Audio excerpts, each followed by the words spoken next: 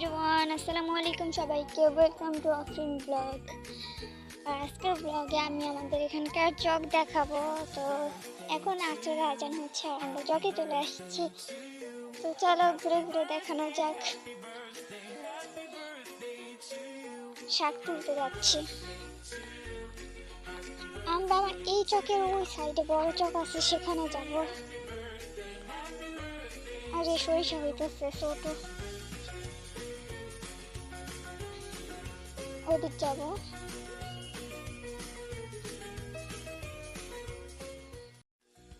তো ফাইনালি চলে আসছি।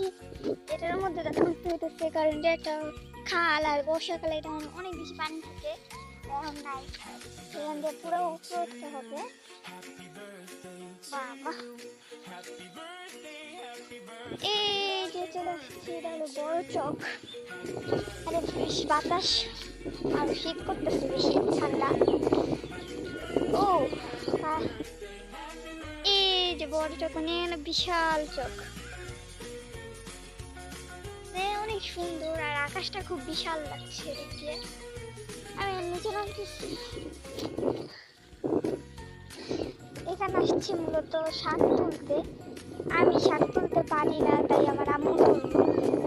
আর আমি এই জায়গাটা আসতেছি কারণ অনেক দিন পর আসছি এদিকে, ভালো লাগছে।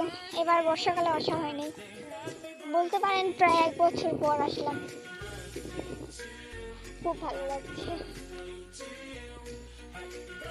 এদিক দিয়ে খেজুরের রস আনা হইতেছে মনে হয়। এগুলা সুপারি গাছ লাগানো হয়েছে এদিক দিয়ে। এদিক দিয়ে অনেক সবজি গাছ লাগায়, নানা ধরনের জিনিস, ভালোই লাগে।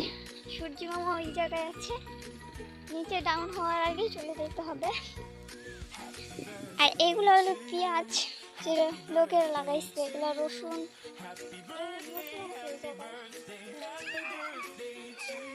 পুরো ভালোই লাগতেছে, অসাধারণ।